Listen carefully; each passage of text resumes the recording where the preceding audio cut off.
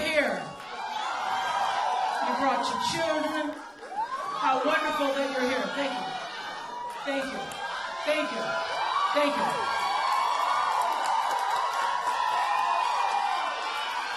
Thank you, sir.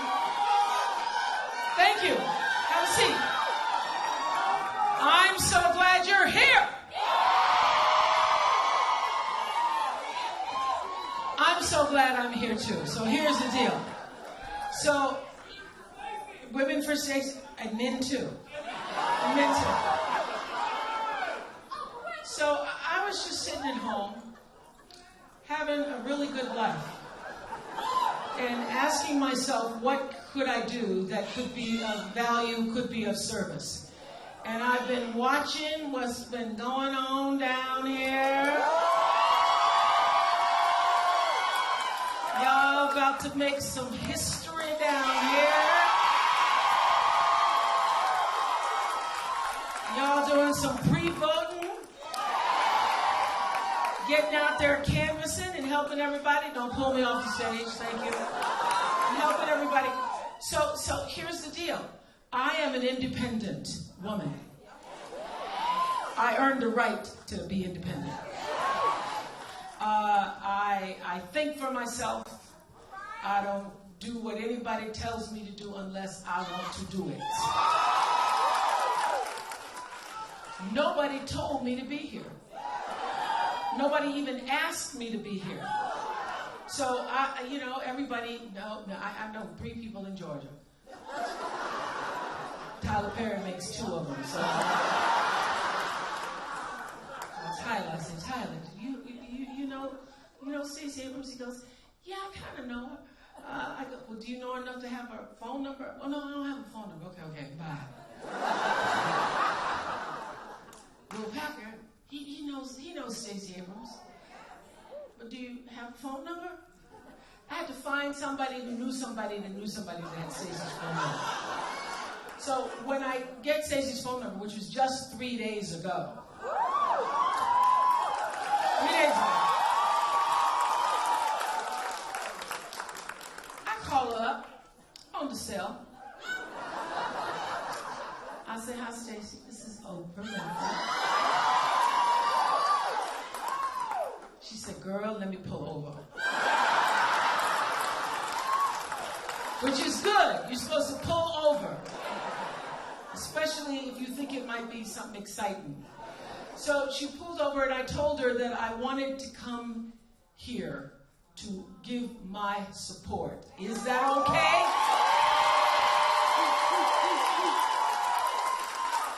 She said it was okay.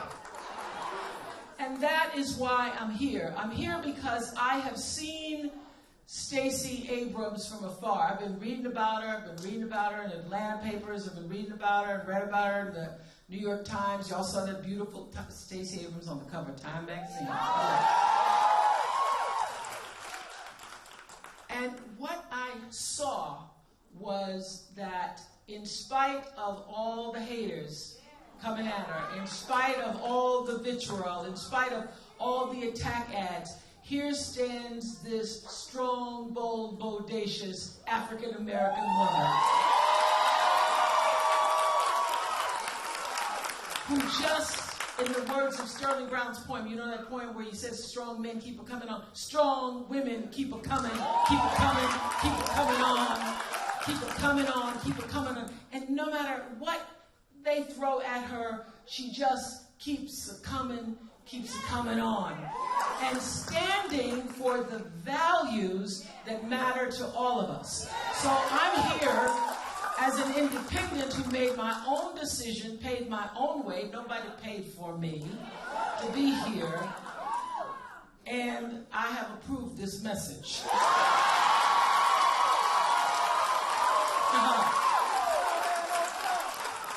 I have approved this message because I came to support Stacey Abrams, because the reason I'm a registered independent is because I believe everybody should actually vote your values. You should vote your values and vote your conscience, regardless of what the party says.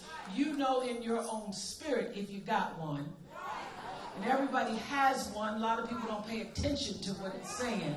Your own spirit tells you what is right and what is wrong. And you know all these attack methods, all of this fear-based propaganda is set up just to confuse and confound you.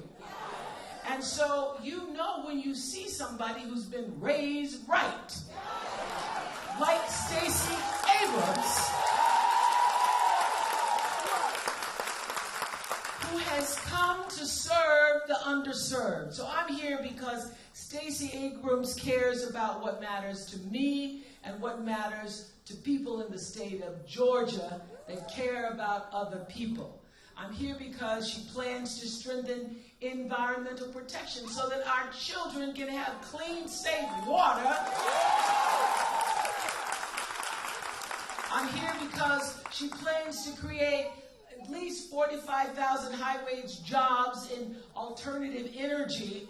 I'm here because she's for keeping families together, and she supports a pathway to citizenship for undocumented human beings. I'm here because she recognizes that Georgia has a problem, and because the people of this state need expanded Medicaid.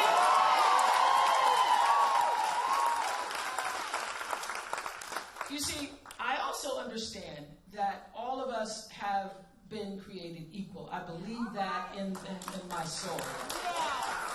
But I also have some sense and know that if you are woke, you don't even have to be fully woke, just a little bit awake. You're just a little bit awake. You recognize as a citizen, as a universal human of the planet, that not everybody gets treated equally. And if you've been blessed, as I've been blessed, if you've been blessed, you can raise your hand, been blessed, you know you've been blessed. The reality is, part of your responsibility is to look out for others who haven't been as blessed as you. And so, when you see injustices in the world, big and small, we see them every day. A lot of people think there's nothing you can do about injustice. I'm here to tell you that the saying that says, this land was made for you and me, that's not just a saying, that's not just a song, that is the truth. This land was made for you and me. And every single one of us has something that if it's done in numbers too big to tamper with, we cannot be suppressed. And we cannot be denied, and we will not, as the civil rights leaders used to say, we shall not even be moved. We shall not be moved.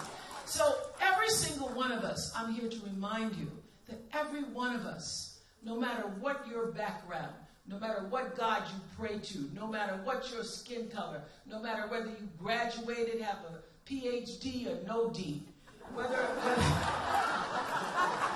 how much money's in your bank account, all of that is meaningless when you go to the polls, because we have equality in the polls.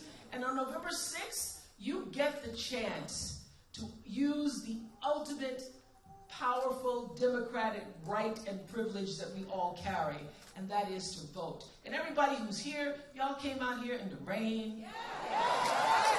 You already know the truth. So your job is going to be to spread the truth to other people. That's what we're here. I am Oprah Winfrey going door to door, hoping nobody slams the door in my face, because I see it as my responsibility to help spread the truth. And I gotta say that for many years, I was like a lot of young people and a lot of other people who feel like, oh, I voted, didn't vote, I didn't have time to vote. That's okay. And then in my 20s, a speech, microphone, I heard the speech sermon. You know Reverend Otis Moss, Cleveland? Man can preach. And Reverend Moss was telling the story about his father, who was raised in Troup County, Georgia. I don't even know where that is. Okay, LaGrange. Thank you for knowing where that is. Anyway, his father wanted the right to vote because there was a governor at the time, Eugene Aldridge, I think it was. Talmadge. Eugene, thank you so much for the correction. Eugene Talmadge. And according to Reverend Moss, Eugene Talmadge used the N-word like he was talking about ice cream and cake. And his father wanted to have the right to vote Eugene Talmadge out of office at a time when he knew it was dangerous as a black man to even try to vote. So his father gets dressed in his one suit and his best tie to walk to LaGrange to vote.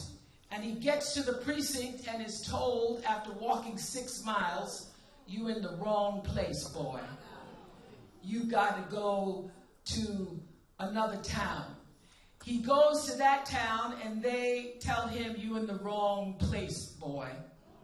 He then continues walking. By now it's dusk, and he says, to the Rosemont High School. Maybe some of y'all know what that was. It was all-white high school at the time. And he gets there and they say, "Sorry, boy, too late. The polls have closed." So all told, his father walked 18 miles in one day for the chance to vote. So just imagine that for a moment. You get up at the crack of dawn, you put on your best suit because you're going to go vote. You're walking, your feet are tired. You're tired, but you want the chance to vote. And you get there and they tell you no. And you try again. And by the time the day was over, he couldn't vote. And by the time the next election came around, he had passed and could not. So I tell you, after I heard that story in my mid-20s, I have not missed a vote. Because I vote for Otis Moss Sr., a man who I never knew, who didn't get the chance. And I vote for my grandmother, Hattie Mae Lee, who died in 1963 before the Voting Rights Act. I vote for her. I vote for every relative who ever tried, who ever wanted. I vote for every person who ever imagined they could, and every slave who knew they couldn't. When I go and vote in the polls, I vote and stand, as Maya Angelou used to say, I come as one, but I stand as 10,000 for those 10,000 who didn't have a chance. And I have to say this to you, black people with ancestors who never had the chance. When you sit at home and your friends sit at home and you don't get up and go vote, you disrespect your elders, you disregard your history, you disgrace their legacy.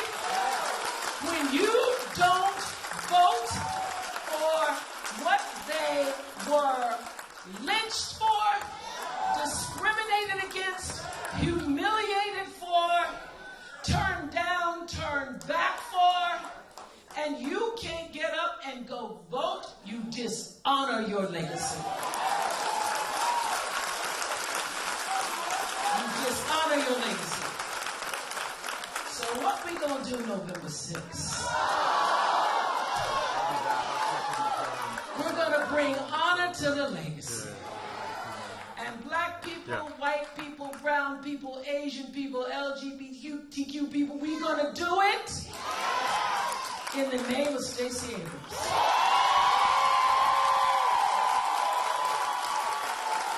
We're gonna do it because we're gonna make history. And all those ancestors and the women who just got the right. Listen, it's not been 100 years. White women, listen to me. There was a time where you couldn't even own a piece of property without your daddy saying you could. There was a time where we couldn't own ourselves. Our voices meant nothing. And so, united as sister women people, we can make changes. We know, we have discernment. We know this crazy talk in the world is just that. And we know that we have an antidote to the crazy. Oh, yeah. We got an antidote called Stacey Abrams.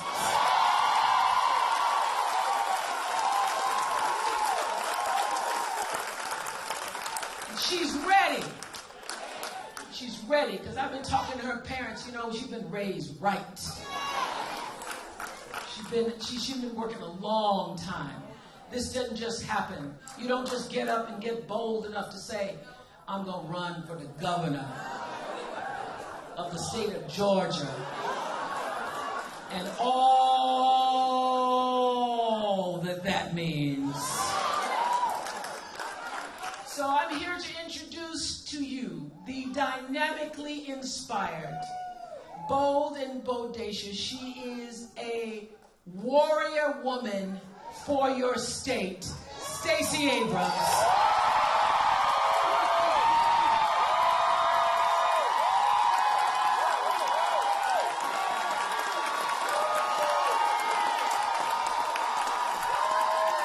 Stacey Abrams.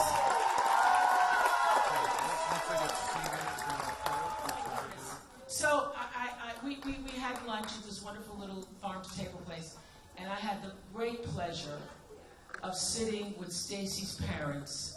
I wish I had still had the Oprah show. I would just do